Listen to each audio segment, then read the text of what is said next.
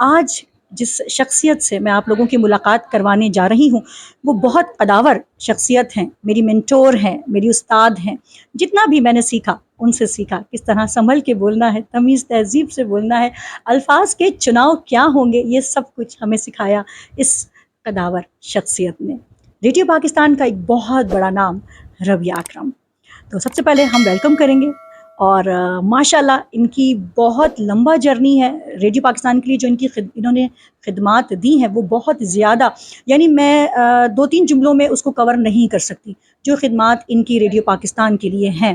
نہ صرف پاکستان میں بلکہ انہوں نے پاکستان سے باہر بھی ریڈیو پاکستان کے لیے کام کیا اور پاکستان کا نام روشن کیا. آئیے سب سے پہلے ویلکم کرتے ہیں ربیہ اکرم صاحبہ کو. السلام علیکم میم. وعلیکم السلام بینا. سب سے پہلے تو میں اپنے سامعین، ناظرین، حاضرین سب کو بہت ملتمس انداز میں کہوں گی کہ میں شخصیت بالکل بھی نہیں ہوں، اور قداور شخصیت یہ تو بہت ہی مجھے لگ رہا ہے کسی اور کا تعارف کرایا جا رہا ہے. بہت ناچیز ہے، اور اب بھی اپنے آپ کو دنیائے نشریات میں ایک طالب علم محسوس کرتی ہوں. اب بھی اس علم کی طلب مجھ میں موجود ہے، سیکھنے کا جذبہ اب بھی مجھے موجود ہے، اور یہی میں چاہتی ہوں کہ اس جذبے کو اپنے جونیئرز تک منتقل کروں. اس کو اگر آپ یہ نام دے دیتے ہیں کہ اساتذہ میں ہمارا شمار ہے تو کہیں بھی نہیں ہے، بس ہم خود سیکھنے کے ربیہ اکرم صاحبہ، آپ نے جو ہے ایز اے ڈپٹی کنٹرولر کے جو ہے جب آپ ریٹائر ہو رہی تھی تو ماشاءاللہ آپ ڈپٹی کنٹرولر کے طور پہ خدمات انجام دے رہی تھی ریڈیو پاکستان میں. تو تھوڑا سا اس کے بارے میں بھی ہمارے ویورز کو بتائیے.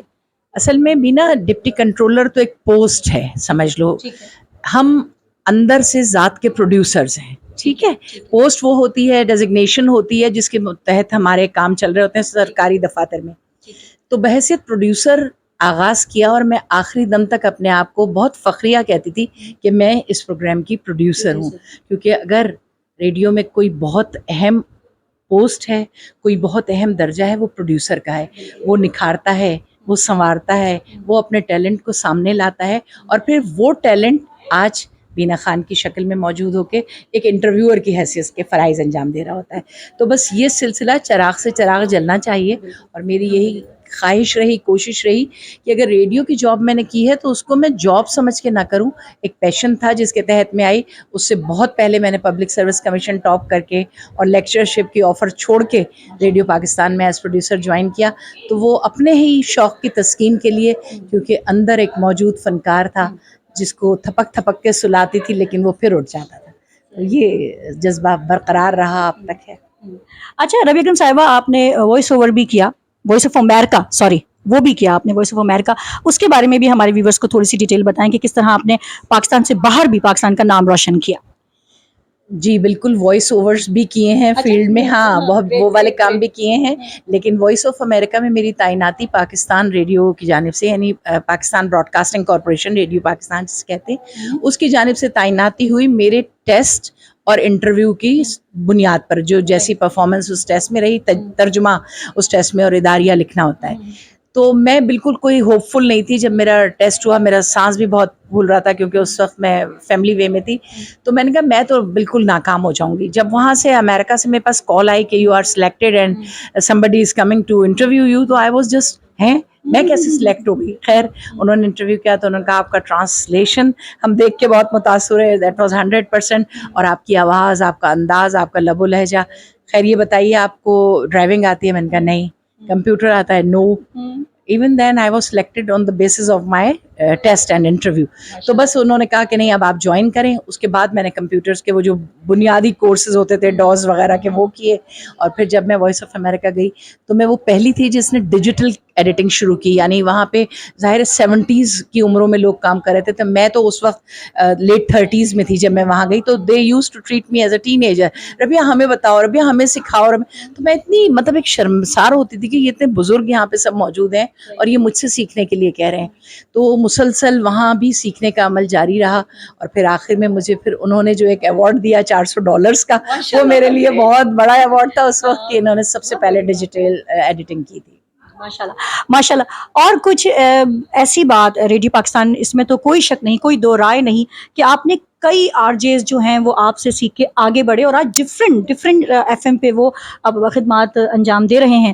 تو یہ ہمیں تو لگتا ہے کہ یہ ہم آپ کو مینٹور ایسے ہی نہیں کہتے، ظاہر ہے ہم نے بہت کچھ سیکھا آپ سے، اور اس میں کبھی کبھی ہمیں، جیسے میں نے اپنے ویورز کو شروع میں بتایا تھا کہ ہمیں ڈانٹ بھی پڑتی تھی میم ربیہ سے، لیکن ظاہر ہے کہ وہ ڈانٹ پڑی ہے تو آج آپ کو یہاں پہ بینا خان اس حد تک بیٹھی ہوئی نظر آ رہی ہے. تو اس میں میرا کوئی کمال نہیں، بینا خان کو بینا خان بنانے والی بھی ربیہ اکرم صاحبہ ہی ہیں. تو اس حوالے سے آپ ضرور بتائیں. اور جو ہمارے نئے بچے ہیں جو آنا چاہتے ہیں ایز اے آر جے کام کرنا چاہتے ہیں، ان کے لیے بھی اگر کوئی میسج ہو وہ بھی ضرور پلیز بتائیے گا. بینا بات یہ ہے کہ ڈانٹا کس کو جاتا ہے؟ جو اپنے سے چھوٹے ہوں. تو اب مجھ سے چھوٹے، اس کا مطلب ہے میں سب کو اپنے بچوں کی طرح ٹریٹ کرتی تھی. تو کسی ایک آر جے نے یہ کہا کہ ہم اس غلط فہمی میں ہمیشہ رہے کہ ہم شاید میڈم ربیہ کے سب سے قریب ہیں، لیکن ان کا تو ہر ایک کے ساتھ وہی رویہ ہوتا ہے. ہم سمجھتے تھے کہ اچھا ہمیں زیادہ کرتی ہیں. تو وہی تھا، میں چاہتی تھی کہ ایک ایک بندے کو فردن فردن کروں ٹرین، اور اس کے لیے میں اپنا آفس مختص کرتی تھی. اسٹوڈیوز میں جو کچھ وہ کرتے تھے ان کو پرچیوں کی شکل میں لکھتی جاتی تھی اور رکھتی تھی، اور جب آتی تھی تو بتاتی تھی. مثلا بھائی کسی آر جے نے کہا کہ آج میں آپ کو غالب کی ایک نظم سنوا رہی ہوں، تو میں نے ان کو اسی وقت پرچی بھجوائی کہ غالب تو غزل کے شاعر ہیں، غالب کی شناخت غزل ہے، انہوں نے زندگی میں کبھی نظم نہیں کہی. نظم تو آج کے دور کے شعراء کا کام ہے. تو بس یہ چیزیں جب چھوٹی چھوٹی چیزیں، تو وہ خود ایک دم متاثر ہوتے تھے کہ اچھا میڈم کو پتا ہے، جبھی تو میڈم نے بتایا. تو یہ ہے. اب نئے آر جے اس کے لیے میں تو سچی بات ہے بینا یہی کہتی ہوں کہ یہ نہ کریں کہ جی ہم تو یہاں بل جمع کرانے آئے تھے نیشنل بینک میں، تو بس ہم نے سوچا آڈیشن بھی دے دیں. نہیں، سیکھیں، سنیں. جس ریڈیو پہ آپ جانا چاہ رہے ہیں اس ریڈیو کو سنیں، جس ٹیلی ویژن پہ آپ جانا چاہ رہے ہیں اس کو دیکھیں، وہاں کی اقدار کو دیکھیے کیا وہاں ہو رہا ہے، تب جا کے آپ کامیاب ہوں گے، ورنہ پھر آئیں بائیں شائیں کر کے ریجیکٹ. اچھا ربیہ اکرم صاحبہ، آپ نے ماشاءاللہ اتنے سارے آر جے ٹرین کیے، بنائے، ریڈیو براڈ کاسٹر بہت سارے ایسے ہیں، بہت بڑے بڑے نام ایسے ہیں جو آپ کے سپرویژن میں آج جو ہے اپنے آپ کو ریڈیو براڈ کاسٹر کہتے ہیں. ان کی ٹریننگ بھی آپ نے کی. آپ ان کچھ آر جیز کا ضرور ذکر کریں جنہوں نے بڑا ٹف ٹائم دیا، یا جو آپ کو بہت، مطلب دونوں طرح کے، جنہوں نے بہت ٹف ٹائم دیا یا جنہوں نے بڑے اچھے بچوں کی طرح سیکھا. بینا بہت سارے آر جے سے اتنے نام ہیں کہ میں لینے بیٹھوں تو شاید گھنٹہ گزر جائے.